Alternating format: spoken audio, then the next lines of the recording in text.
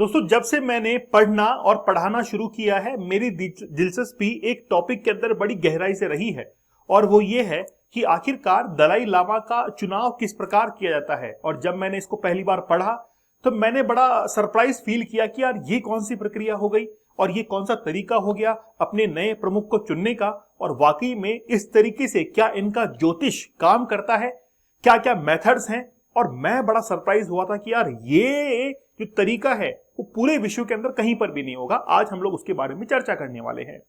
Recently Dalai Lama को लेकर वापस से मुद्दा गरमाया हुआ है। चाइना ने हाल ही में कहा कि ये चाइना का एक आंतरिक मामला है, कभी भी दलाई लामा को लेकर या तिब्बत को लेकर भारत इस पर कोई टिप्पणी ना करे और हमारे आंतरिक मामलों के अंदर हस्तक्षेप ना करे। भारत ने पहले ये करके दिखा दिया है कि हमने अपने हाथ को शेर के मुंह में डाला और शेर को यानी कि हाथ को वापस से निकाल लिया। शेर देखता रह गया, मतलब जो ड्रैगन था चाइना वो देखता रह गया और हमने जो है दलाई लामा को भारत के अंदर लाकर बैठा दिया। हम लोग बड़ा विस्तार से बात करेंगे कि आखिरकार दलाई लामा जो हैं वो कौन है, कहां से आए हैं और भारत ने आखिरकार उनको शरण क्यों दी है। आज चाइना इतना भारत को क्यों कहता है कि भारत जो है वो इंटरनल जो भी मैटर्स हैं उनके अंदर कहीं पर भी इंटरप्शन ना करे। आज धमकी जो है वो चाइना ने भारत को दे दी है।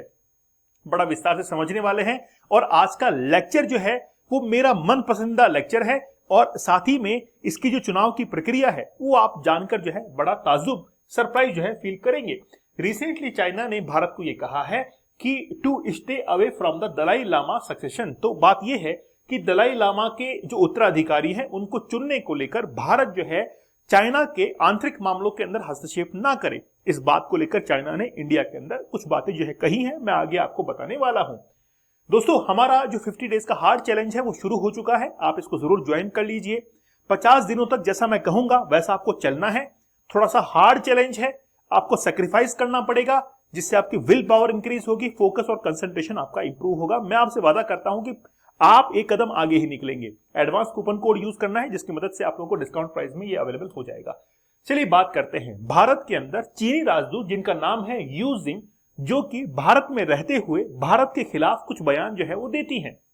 जैसे ट्विटर पर यानी कि एक्स पर उन्होंने रिसेंटली ट्वीट किया और दलाई लामा के लिए कहा कि दलाई लामा को चुनने का अधिकार जो है वो चाइनीज सेंट्रल गवर्नमेंट का है और इसमें भारत जो है वो कहीं पर भी हस्तक्षेप ना करे क्योंकि ये एक चाइना का इंटरनल मैटर है। साथ ही के अंदर जो सेंट्रल तिब्बतन एडमिनिस्ट्रेशन है इसको वो रिकॉग्नाइज भी नहीं करता है। तो इसके बारे में आगे जो है हम लोग देखने वाले हैं।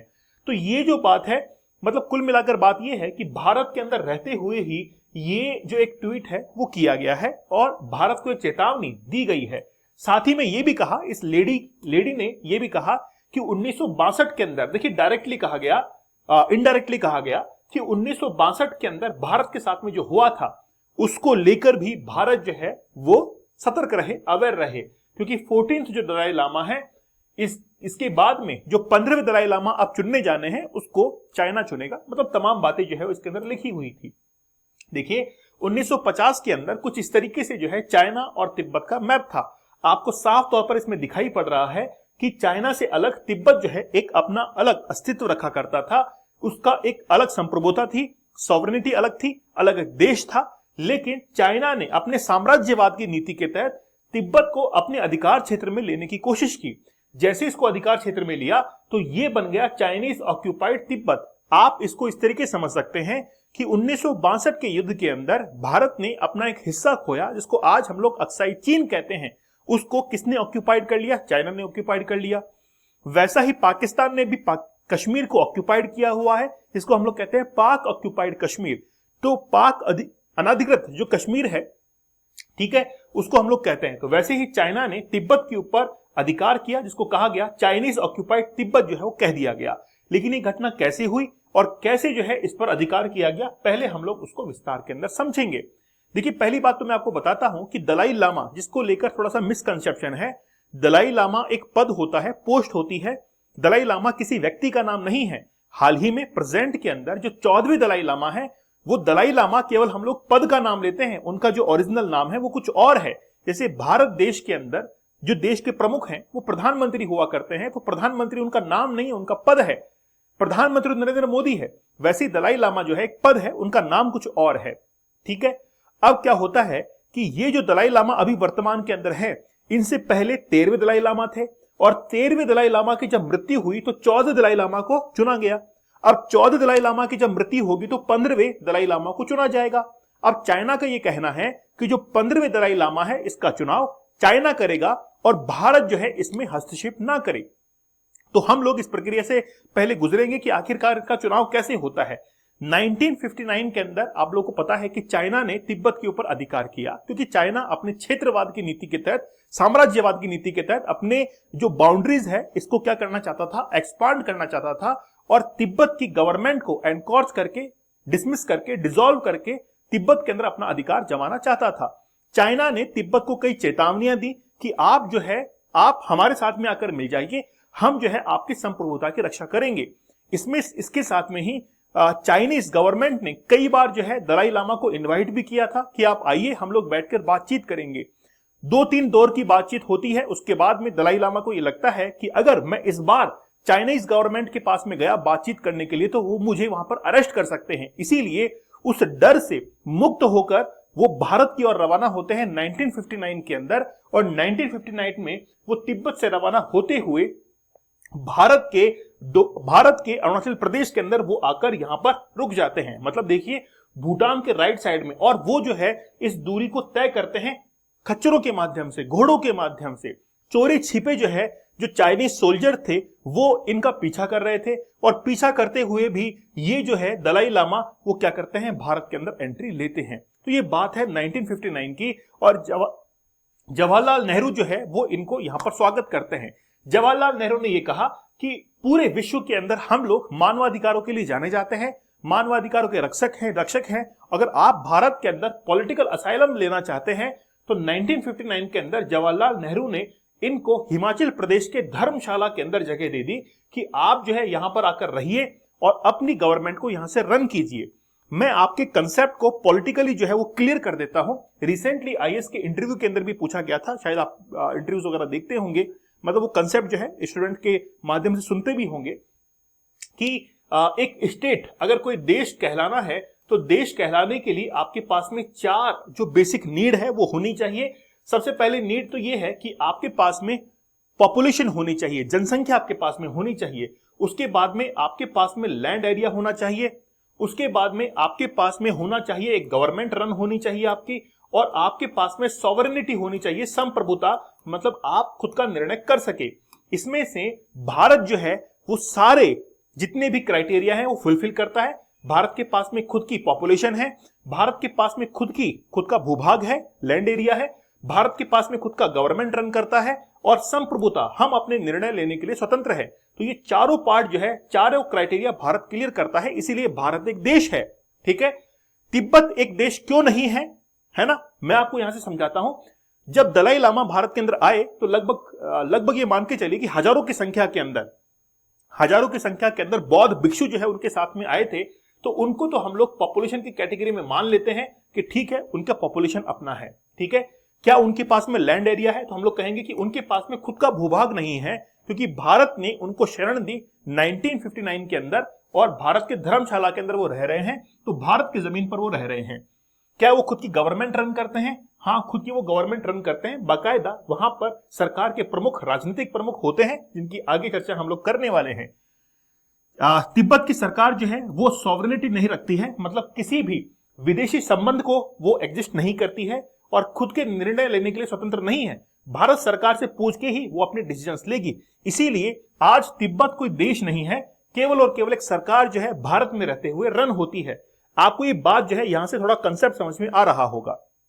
ठीक है, तो हमने जो है उनको शरण दे दी, और भारत में रहते हुए ही वो अपनी सरकार को जो है चला रहे हैं, भले उनके पास में भूभाग नहीं है।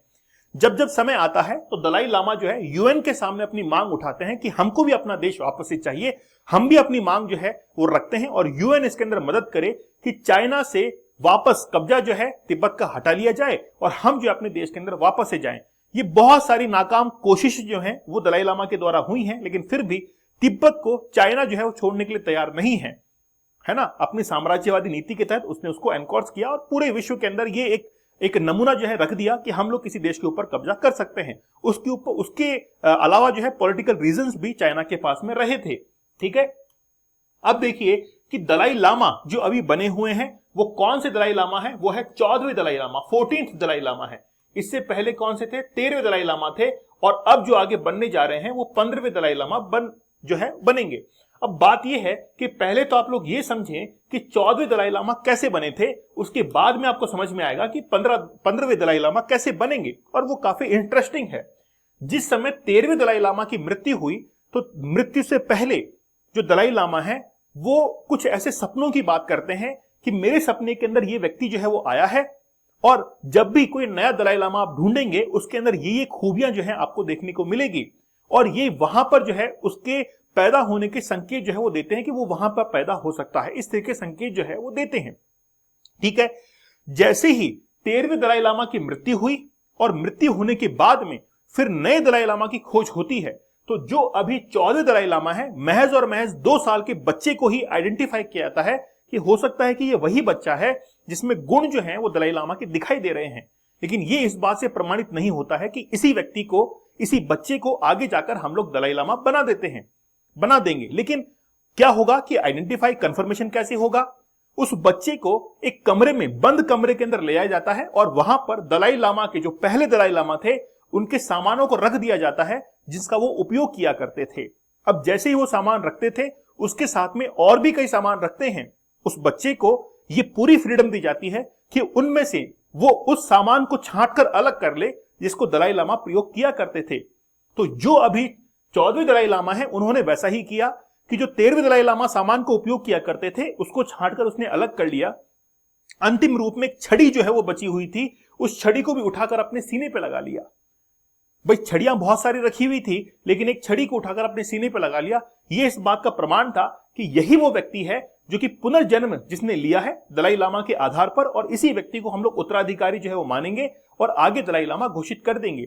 इसी कड़ी के अंदर एक बात और प्रचलित है कि जब दलाई लामा जो है जब उनको जलाया जाता है, उसके बाद में वो जो धुआं उठती हुई है, वो धुआं जिस दिशा में जाती है वहां पर उस दिशा के अंदर ही उस बच्चे की खोज जो है वो की जाती है। ऐसा भी जो है एक इंफॉर्मेशन जो है वो डॉक्यूमेंट से मिलती है। ठीक है। लेकिन मैंने जो पहले वाली बात बताई वो बिल्कुल पुख्ता है, ये इसी प्रोसीजर से चलते हैं। अब जो है बारी है कि 15वें दलाई लामा की जो है अब नियुक्ति होनी है। अब जो 14वें दलाई लामा है जिनकी जब मृत्यु हो जाएगी उसके पहले ही कुछ संकेत ऐसे दिए जाएंगे, वो कुछ निशानियां देंगे ताकि वो अगले बच्चे के अंदर ढूंढी जाए। अब उसके अंदर समय है। अब चाइना ये कहता है कि जो दलाई लामा बनाया जाएगा वो हमारे द्वारा बनाया जाएगा, जो चुनावी प्रक्रिया आप लोग अपना रहे हैं उसके द्वारा नहीं, हम जिसको अपॉइंट करेंगे वही दलाई लामा बनेगा। इस प्रोसीजर के तहत जो 15वें दलाई लामा थे, मतलब बचपन के अंदर ही जो जिसको बनना चाहिए था, इसको ऑलरेडी आइडेंटिफाई किया जा चुका है। ऐसा बताया जाता है कि वो 1992 के अंदर ही चाइना ने उसको किडनैप कर लिया था। आप समझ रहे मेरी बात को, कि जो 14वें दलाई लामा थे उन्होंने पहले ही जो है इस चीज को आइडेंटिफाई कर दिया कि वो बच्चा कौन है, और वो जो बच्चा है वो अभी किसके, चाइना की गिरफ्त में है, ऐसा बताया जाता है। ऑन डॉक्यूमेंट नहीं है, फिर भी कई सारी इंफॉर्मेशन जो है वो सामने निकल कर आती है। अब मैंने आपको बताया था कि तिब्बत के अंदर सरकार जो है वो भी रन करती है, पॉलिटिकल जो है पूरा सिस्टम भी जो है वो काम करता है। अब उस चीज को आप समझिए। देखिए, वर्तमान दलाई लामा का जन्म 1935 के अंदर चीन के उत्तर पश्चिम में ताकतेशर गांव के अंदर हुआ था। सिर्फ 2 साल की उम्र में उनकी पहचान हो चुकी थी। 13वें दलाई लामा की छोड़ी निशानियों की मदद से बौद्ध साधुओं का दल जो है इस गांव तक पहुंचता है। यह दल अपने साथ 13वें दलाई लामा का कुछ सामान जैसे चश्मा, घंटी, छड़ी लेकर आए। उन्होंने दलाई लामा का सामान और कुछ और सामान बच्चे के सामने रख दिया। अब जो बच्चा है वो आइडेंटिफाई करता है। इसमें से बच्चे ने 13वें दलाई लामा से जुड़ी चीजों को उठाकर कहा कि ये मेरा है। आखिर में उन साधुओं ने बच्चे के सामने कुछ छड़ियां जो है वो रख दी। उसमें से एक छड़ी उसको उठानी थी और उसने वही छड़ी उठाई जो कि दलाई लामा की थी और उसको अपने सीने से लगा लिया। ये इस बात का प्रमाण था कि कहीं ना कहीं दलाई लामा जो है उन्होंने पुनर्जन्म जो है वो ले चुके हैं। ठीक है। फिर उनकी शिक्षा दीक्षा होती है, पढ़ाई करवाई जाती है, और 1950 में चीन की तिब्बत में घुसपैठ के बाद उन्होंने दलाई लामा को पूरी शक्तियां जो है सौंप दी कि अब जो है आप क्या कर सकते हैं, इन शक्तियों का निर्वहन कर सकते हैं। ठीक है। तो ये पूरा का पूरा प्रोसीजर है जिसके तहत नए दलाई लामा को चुना जाता है। अब ये बात आपको समझ में आ गई। तो ये जो आप लोग देख रहे हैं इनको हम लोग कहते हैं धार्मिक गुरु। तो ये तो धार्मिक गुरु हैं, लेकिन वहीं पर सरकार को चलाने के लिए इनके राजनीतिक गुरु भी होते हैं। और राजनीतिक गुरु कौन व्यक्ति हैं अभी मैं आपको बताने वाला हूं। ये व्यक्ति हैं, ठीक है ना।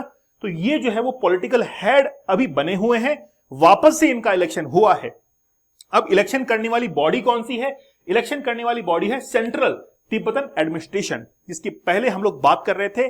चाइनीज जो दूतावास से जो अभी ट्वीट आया था, उन्होंने क्या कहा? उन्होंने कहा कि सेंट्रल तिब्बतन एडमिनिस्ट्रेशन जो है इसको वो लोग मानते ही नहीं है, इसको वो इलीगल मानते हैं, जबकि इसी के तहत पूरा का पूरा इलेक्शन प्रोसीजर भी होता है। अब इन्होंने क्या किया था कि फरवरी 2026 के अंदर इलेक्शंस करवाए थे, जिसमें इस व्यक्ति को, जिनका नाम है पेनपा तेजसेरिंग इनका नाम है, जिनको 62% वोट मिले थे कि ये व्यक्ति जो है वापस से हमारा ही सरकार का प्रमुख बनना चाहिए। और इनके पूरे के पूरे एडमिनिस्ट्रेशन के अंदर ये रूल है कि किसी व्यक्ति को अगर 60% से अधिक वोट मिल जाता है तो बिना किसी रुकावट के उसको ही सरकार का प्रमुख बनाया जाता है। अब बात यह है कि अभी ये मुद्दा क्यों गरमाया?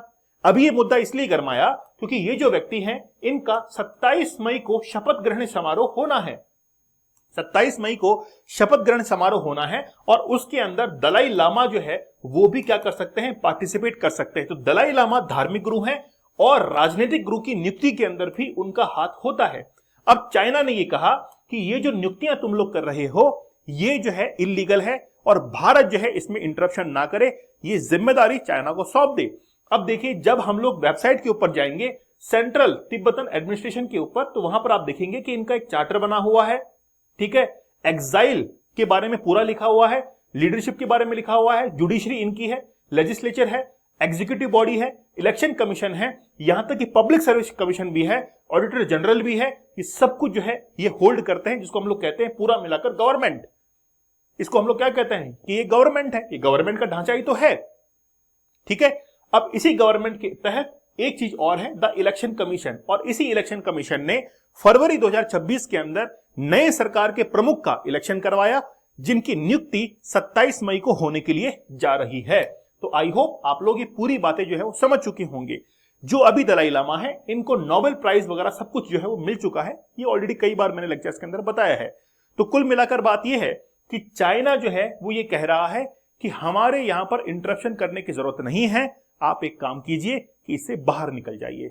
आई होप आप लोगों को आज का लेक्चर जो है वो समझ में आया होगा, थोड़ा कंसेप्ट जो है आपका क्लियर हुआ होगा कि किसी भी देश को देश कहलाने के लिए कौन कौन से क्राइटेरियाज होने चाहिए। अगर एक नया दलाई लामा बनाना है तो नया दलाई लामा बनने के लिए कौन कौन से क्राइटेरिया फुलफिल करने चाहिए और आखिरकार वो चुनाव की प्रक्रिया क्या होती है, ये तमाम बातें आपको समझ में आ चुकी हैं। और साथ ही के अंदर चाइना जो है बार बार ये क्यों कहता है कि दलाई लामा का चुनाव जो है वो चाइना करेगा ना कि भारत, ये बातें आपको समझ में आ चुकी हैं, ठीक है। चलिए दोस्तों, आप लोग 50 डेज के हार्ड चैलेंज को जरूर ज्वाइन कर लीजिए। एडवांस कूपन कोड आप लोग को यूज करना है, जिससे डिस्काउंट प्राइस में ये आप लोगों को मिलेगा और ये चैलेंज बड़ा हार्ड होने वाला है, ठीक है ना। साथ ही के अंदर आप लोग 75 डेज का हार्ड चैलेंज या फिर 100 डेज का हार्ड चैलेंज ये भी आप लोग ज्वाइन कर सकते हैं।